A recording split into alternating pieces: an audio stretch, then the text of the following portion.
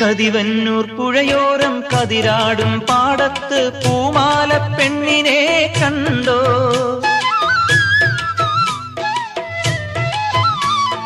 കണിമഞ്ഞൾ കുറിയോടെ ഇളമഞ്ഞിൻ കുളിരോടെ അവനെന്നെ തേടാറുണ്ടോ?